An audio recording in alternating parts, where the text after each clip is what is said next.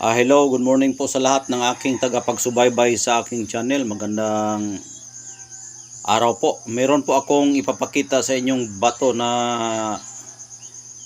galing po ito sa ilalim ng kuweba sa may putik. Dahil nga yung kuweba doon sa amin, may tubig yan na dumadaloy at may mga putik yan sa ilalim.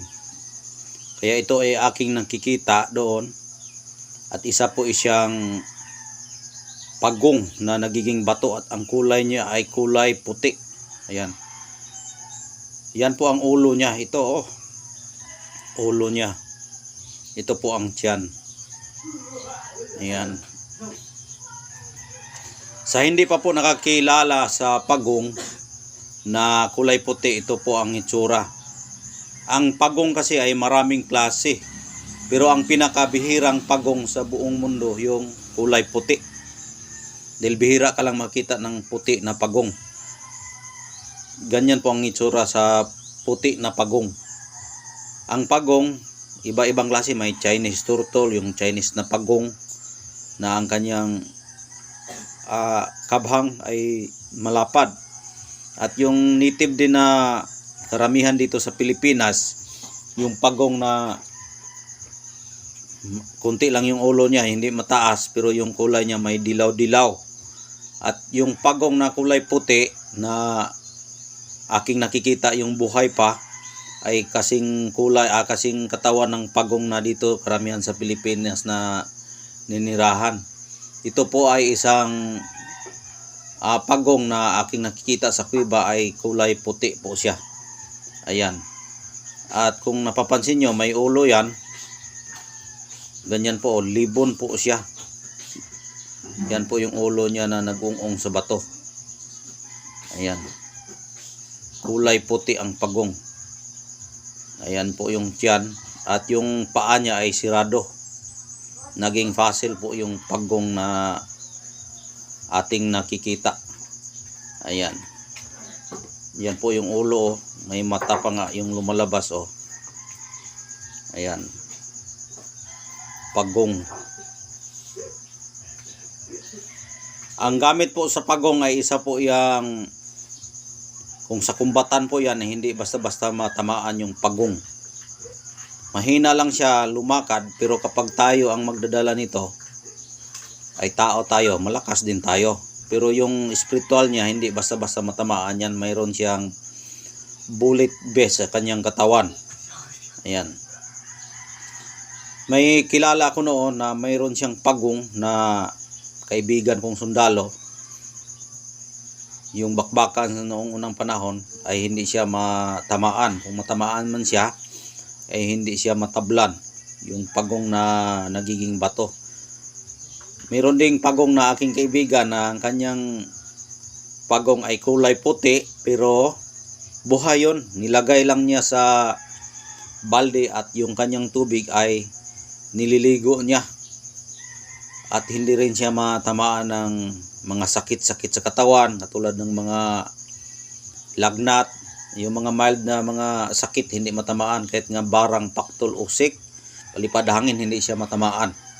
Ito pa kaya ay nagiging bato na siya, ay immortalis na po yung tao magdadala sa ganitong klaseng agimat o birtod. Ayan, nagiging bato na po yung kulay puti. Kung napapansin ninyo, yung kanyang katawan ay tabingi dahil sa sobrang tagal. Pag magtuyo yan, matabingi yan dahil tumitigas yan. Pag tigas niya, ganyan na po yung itsura at nagiging bato na ang kanyang katawan. Ayan. Yung ulo niya, nag-ung-ung yung ulo niya. Ayan po yung ulo niya. At yung katawan niya, tabingi lang nga siya, pero dahil nga po ay sa sobrang tagal sa hindi pa siya nagiging bato, pag tuyo, ayan na po ang itsura, pero real po yan na pagong na kulay puti. Ayan.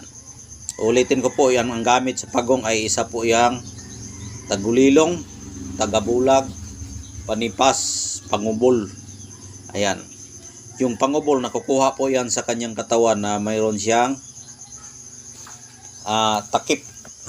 Yung takip niya ay nagbibigay sa kanyang kabal, yung kanyang kabahang. Ayan, Yung tagulilong niya nagdadala sa kanyang katawan. Ito. Kapag may tao, yung ulo niya ay tumatago yan.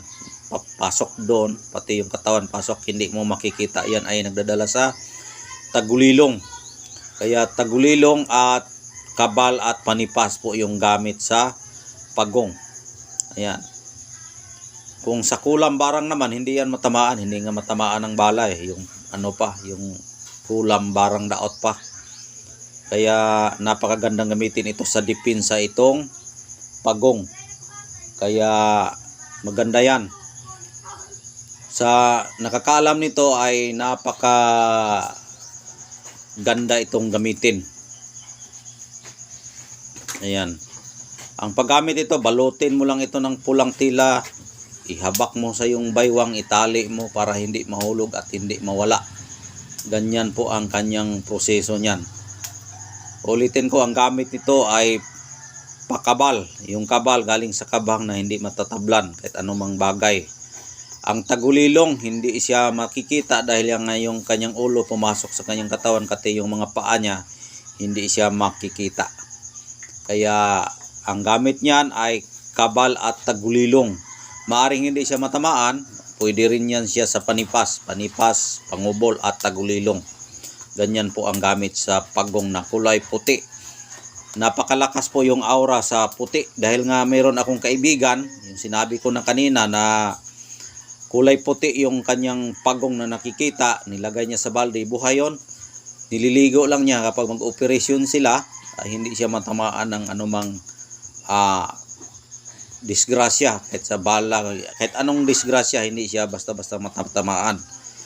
Ito pa kaya ay kulay puti rin siya at nagiging bato na siya, ay super power na po yan dahil nga nagiging bato po ang katawan ng pagong. Yun nga kaibigan ko sa amin ay yung dala niya ay puti na pagong na nagiging bato, pero hindi ko alam kung yun ay ginagawa-gawa yun ng mga grinder o mga makinarya yung ginagamit para magiging pagong lang. Ito pa kaya sa atin ay real na hindi ginagawa ng makina. Totoo po siya na pagong. Ayan po yung ulo.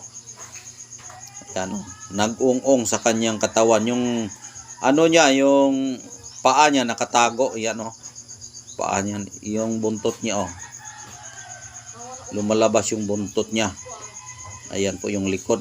Makintab talaga siya ayun lang po ang aking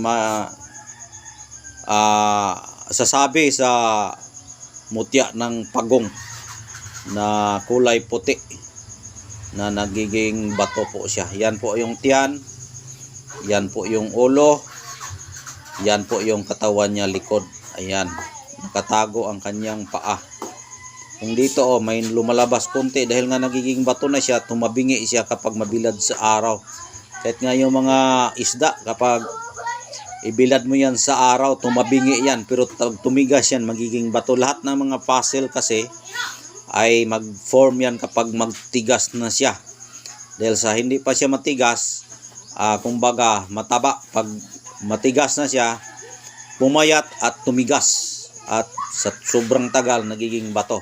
Ganyan po ang kasaysayan sa mga bato. Kaya ito rin ay nagiging fossil na siya sa sobrang tagal. Kaya yan po ang itsura, kulay puti na pagong. Yan po yung ulo. Kaya hanggang dito na lang dahil mataas na po yung oras natin. At yun ang sinasabi ko kanina, yun ang gamit. Kaya hanggang dito lang, maraming salamat at God bless po yung lahat.